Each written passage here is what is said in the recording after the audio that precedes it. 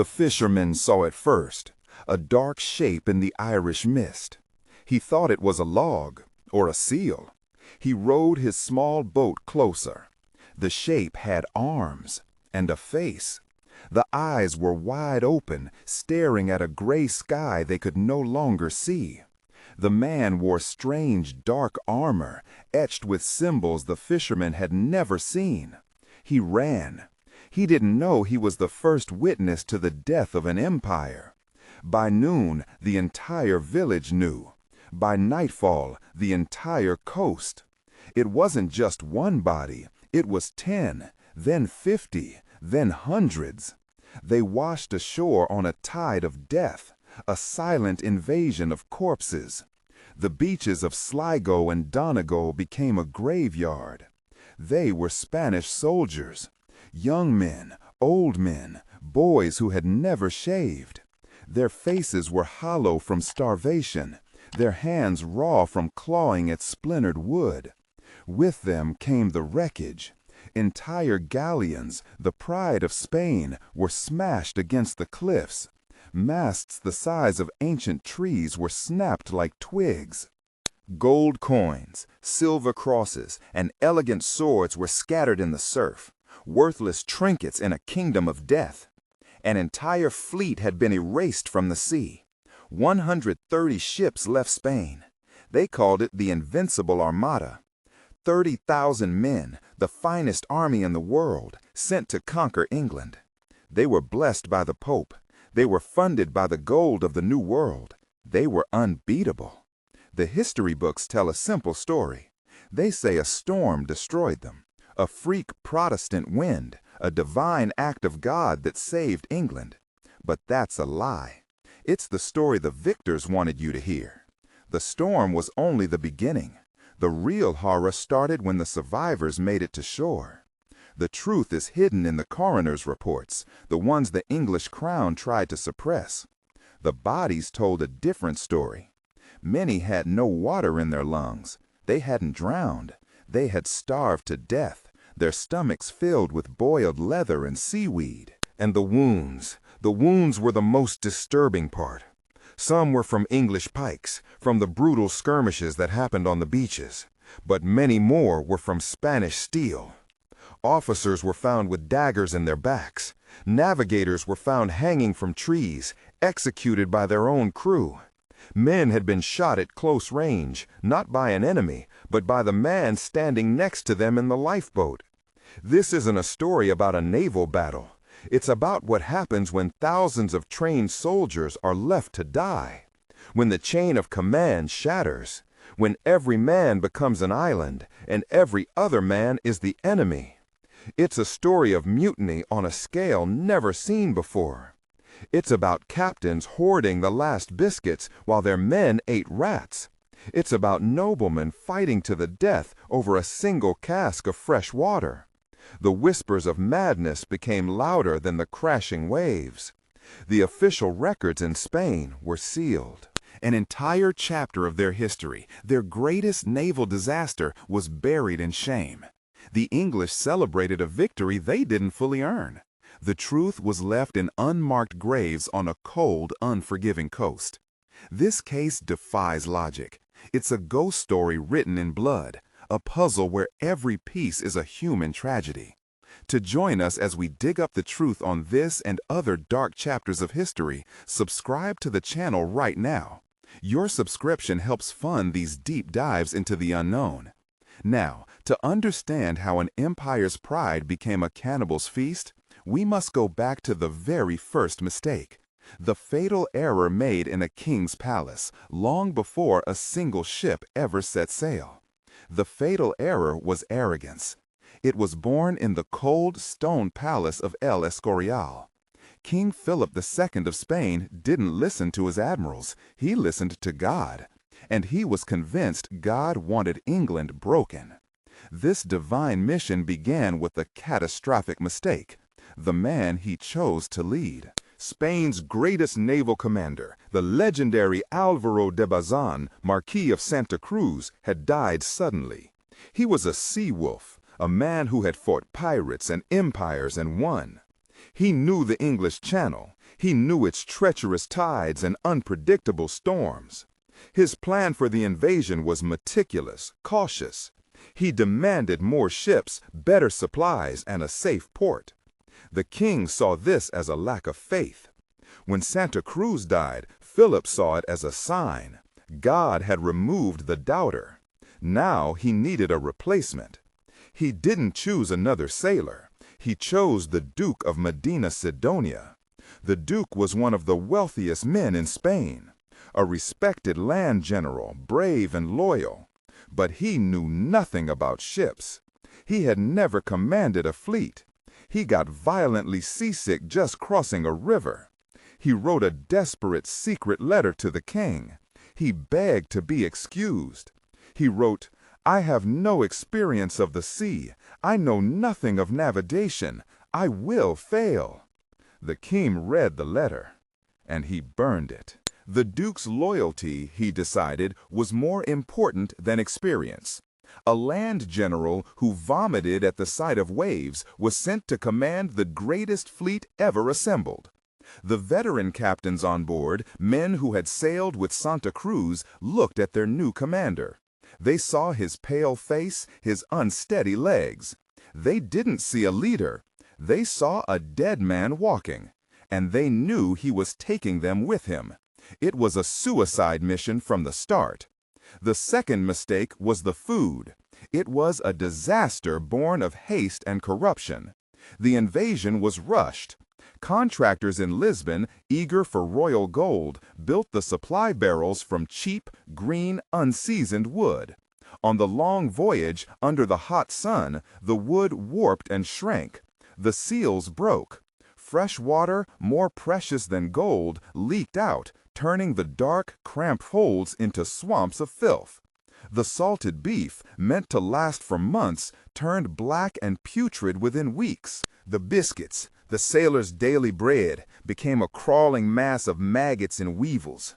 The supplies weren't just low, they were poison. Before they even saw an English ship, men were dying. Scurvy blackened their gums and made their teeth fall out. Dysentery tore through the lower decks, turning them into charnel houses. The stench of death and sickness was so thick you could taste it.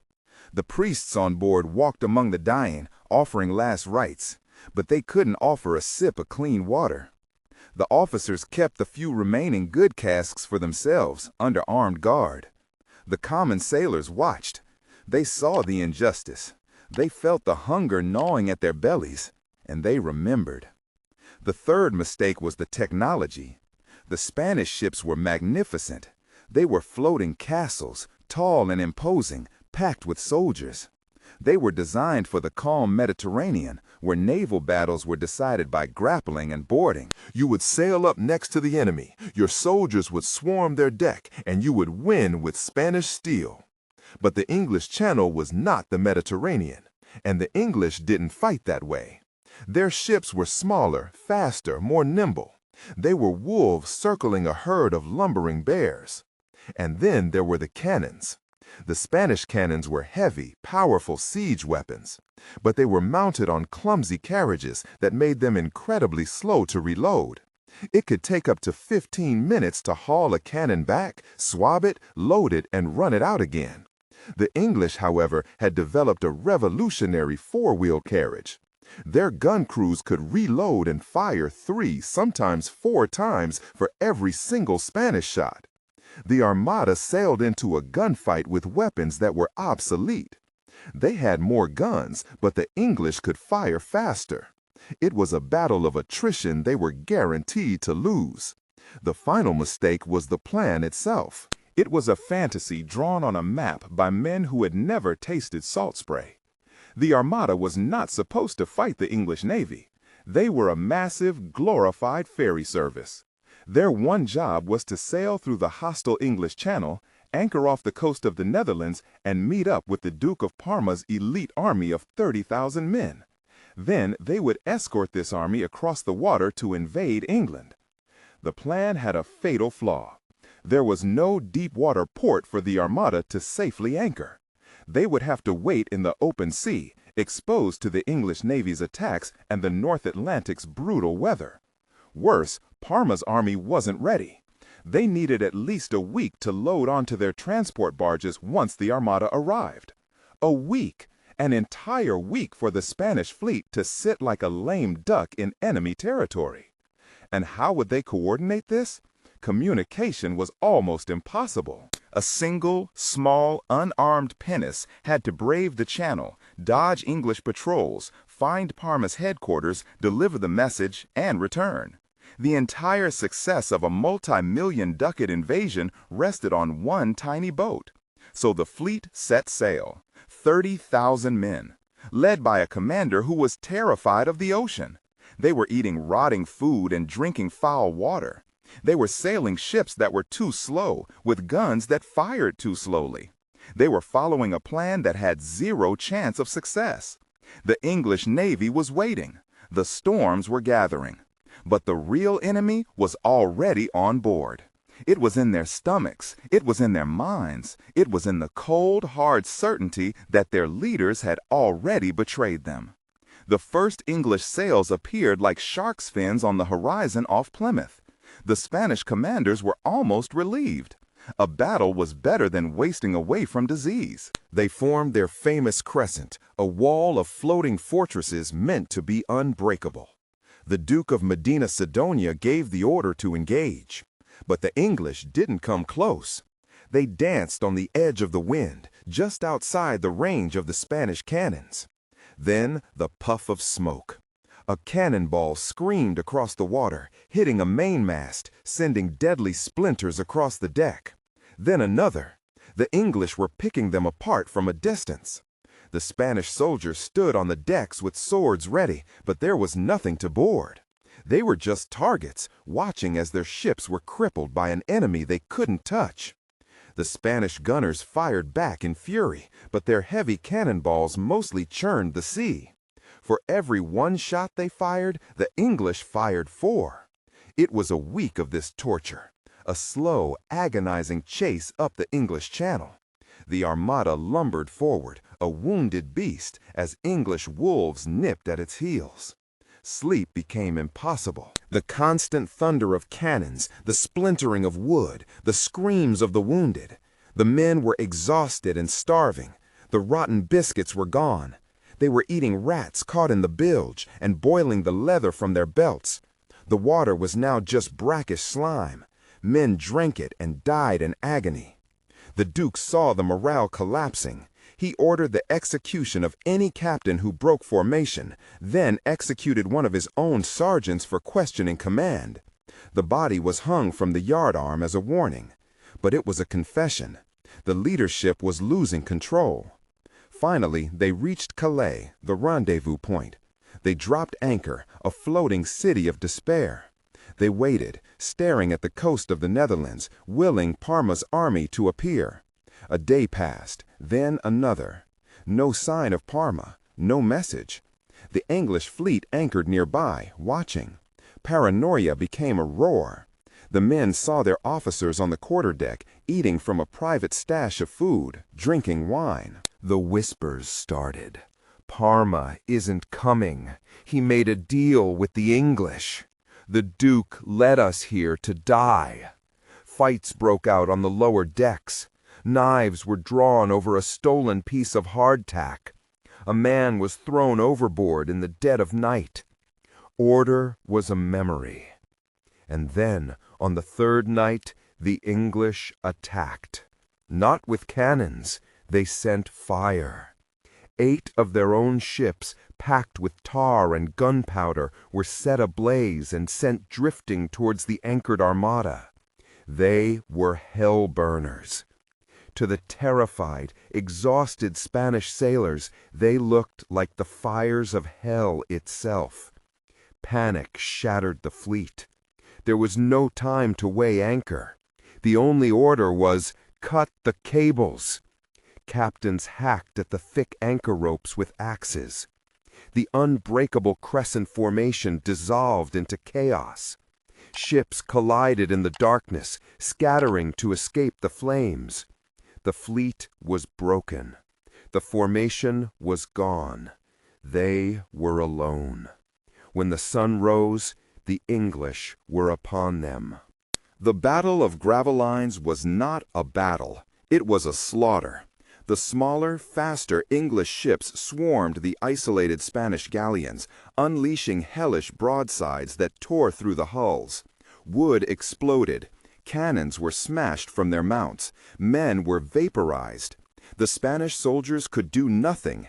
Their decks were so packed with troops they couldn't move, cut down in waves by cannon fire. The decks became slick with blood, the scuppers pouring it into the English Channel. The Duke's flagship, the San Martin, was surrounded. For 8 hours they pounded it relentlessly. The hull was pierced over 200 times. Half the crew was dead or dying. But they refused to surrender. They fired back until they ran out of ammunition, then simply endured.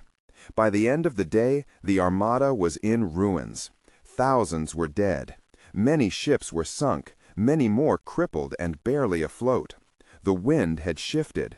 It was now blowing them north into the cold, gray expanse of the North Sea. There was no way back through the channel. The English blocked the path. The invasion was over. The Duke, his face a mask of defeat, gathered his remaining captains. There was only one option left, a terrible, desperate gamble. They had to sail north, around the top of Scotland, down the west coast of Ireland, and then, if God was merciful, back to Spain. It was a voyage into the unknown. They had no accurate maps, their ships were shattered, and they had almost no food or water. The storms of the North Atlantic were waiting. For the men on those ships, the English cannons had been a mercy. Now, the real horror was about to begin. The North Sea was not an ocean. It was a monster. For days, it was a gray, endless sheet that mirrored a sunless sky. The cold seeped into their bones. The ships, already wounded, groaned with every wave. Then the hunger began. It started as a knot in the stomach, then became an animal, gnawing from the inside. They ran out of biscuits, then salted meat. They chewed on leather straps, on boiled rope. Men grew thin, their eyes sinking into their skulls. Whispers started in the dark. Men accused each other of hoarding crumbs. A fight broke out over a dead rat found in the bilge. 2 men died. Discipline was a memory. Scurvy turned their gums black. Fever spread through the crowded, stinking decks. They weren't soldiers anymore. They were ghosts on ghost ships, waiting for the end. And then the real storm hit. Not a storm, but a hurricane that had wandered north. The sky turned to ink. Waves, the size of Spanish hills, rose up and smashed down. The sound was a constant roar, the sound of the world ending. Masts, thick as ancient trees, snapped like twigs. Sails shredded into useless ribbons. The cannons, once their pride, broke free from their ropes. They became 1,000-pound wrecking balls, rolling across the deck, crushing anyone in their path. The ship wasn't just sinking, it was eating itself. Men who had survived English cannonballs were swept into the black water, their screams lost in the wind. The fleet was scattered. Each ship was now alone. On the galleon La Trinidad, Captain Alvarez watched the coast of Ireland appear and disappear through the sheets of rain. It was a dark, jagged line, a promise of solid ground. As they argued, a flash of lightning illuminated another galleon, the Santa Maria. It was closer to the shore. They watched in horror as a colossal wave lifted it and threw it against the rocks. The ship splintered like a child's toy. The screams were swallowed by the storm.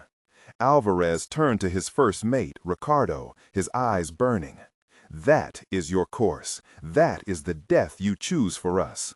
Ricardo's face was stone. "We hold the course," he said, his voice hoarse. "The Duke's orders are to reach Spain. We are soldiers of the King. We follow orders until death."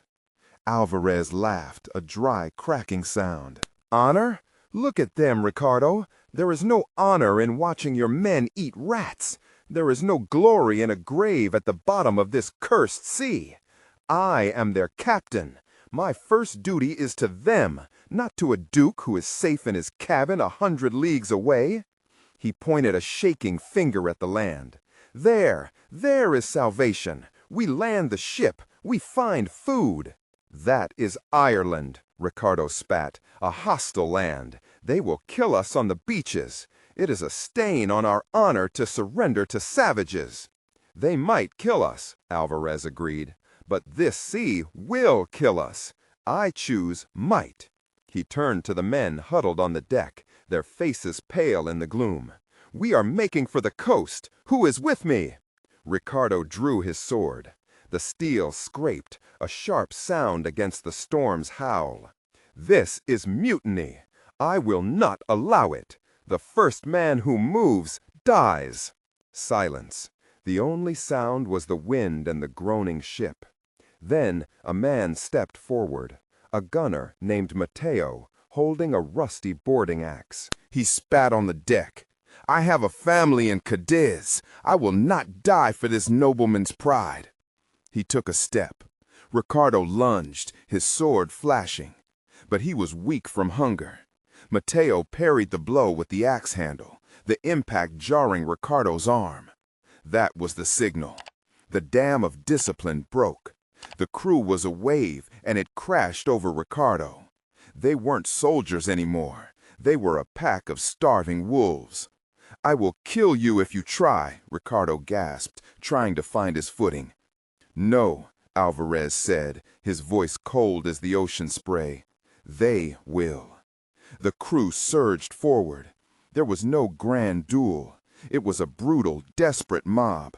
They fell upon Ricardo. His sword was useless against the press of bodies. The fight was over in seconds. His body was thrown to the waves without a prayer, another offering to the storm. Alvarez took the helm himself, his knuckles white as he fought the wheel. He turned the ship towards the Irish rocks. He had saved his men from the sea, but he had just delivered them to a new hell. The ship didn't just hit the rocks, it exploded. The sound wasn't wood breaking, it was the sound of a giant's bone snapping. A single, deafening crack that vibrated through their teeth and into their skulls. The deck heaved upwards, a violent wooden wave that threw men into the air like discarded dolls. Masts didn't fall, they collapsed, a spiderweb of heavy timber and thick rope that crushed anyone beneath in an instant. Below deck, it was a tomb filling with black, freezing water. Men screamed in the absolute darkness, trapped in the belly of the dying beast as the sea poured in, relentless and final. The Atlantic was a liquid predator. It didn't just drown you, it beat you to death. The waves were solid walls of water that slammed them against floating wreckage, against the rocks themselves. The cold was a physical blow, a fist that stole the air from their lungs and paralyzed their limbs within seconds. Men clawed at each other, their survival instinct erasing all loyalty. They tried to climb onto anything that floated, dragging their comrades under in a blind animal panic. It was a chaotic, desperate fight where the only enemy was the water itself. Alvarez felt sand, not water. He coughed, and a torrent of salt water and blood erupted from his lungs. He pushed himself up. His arm was broken, a jagged piece of bone pushing grotesquely against the skin. He ignored it. Around him, maybe a dozen others were crawling from the surf. They weren't soldiers anymore. They were ghosts, shivering uncontrollably, their faces pale and gaunt under the gray sky. For a single insane moment, there was relief. They were on land. They had survived. The thought died as soon as it was born. The wind carried a new sound. Not the roar of the storm, but a dog barking. A sharp, aggressive sound that cut through the noise. Then a shout and a guttural tongue they didn't recognize. Alvarez forced his eyes up towards the cliffs. Silhouettes, dozens of them, watching. They weren't moving, just standing there against the great sky, like statues carved from the rock itself. They held long, thin objects, not muskets, something older. Pikes, clubs, swords. They descended from the cliffs not with urgency, but with a cold, methodical purpose. They moved over the wet stones with a certainty that spoke of a lifetime spent on this coast. The survivors on the beach tried to stand. Some grabbed pieces of driftwood, the only weapons they had. It was a pathetic, desperate gesture. A young sailor, no older than 16, held up his hands, his face a mask of terror, begging in Spanish. A heavy club swung, and he fell silent.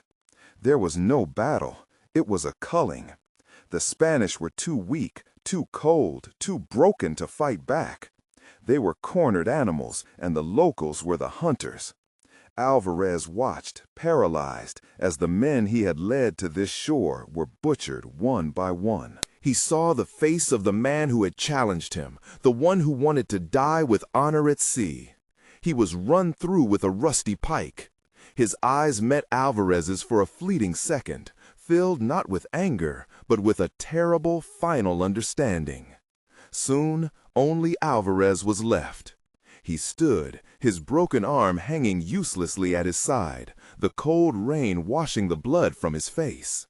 A large man with a wild red beard and eyes as cold as the sea approached him. He held a heavy, iron sword, stained with the blood of Alvarez's men. He said nothing. Alvarez didn't beg. He didn't plead. He had made his choice. He had gambled with their lives, and he had lost everything.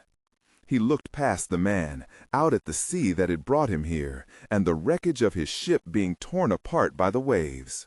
He had defied the captain. He had defied the storm. And this was his reward. The silence of a forgotten shore. The locals were efficient. They stripped the bodies of their boots, their belts, anything of value. They scavenged the wreckage, pulling timber and rope from the waves. The dead were left for the gulls and the tide. By morning, the storm had passed. The sun broke through the clouds, illuminating a pristine, empty beach. The only evidence of the galleon and its 100 men were a few scattered planks of wood and the dark stains on the sand that the sea had not yet washed away. The Spanish Empire waited for news. It never came. The ship, its crew, its captain, and its mutineer were simply gone, vanished from the maps. They weren't defeated in a grand battle. They were erased by the cold, the rocks, and the silence. Their story became a ghost story, a footnote in the collapse of an empire. A testament to the fact that sometimes the greatest horrors aren't found in the heat of battle, but in the quiet, desperate struggle to simply get home. So, what do you think? Was Alvarez right to fight for a chance on land, even if it led to this? Or should they have accepted their fate with the captain in the deep? Let me know your choice in the comments. And if you want to uncover more stories that have been lost to the dark, make sure you subscribe. You won't want to miss what we're investigating next.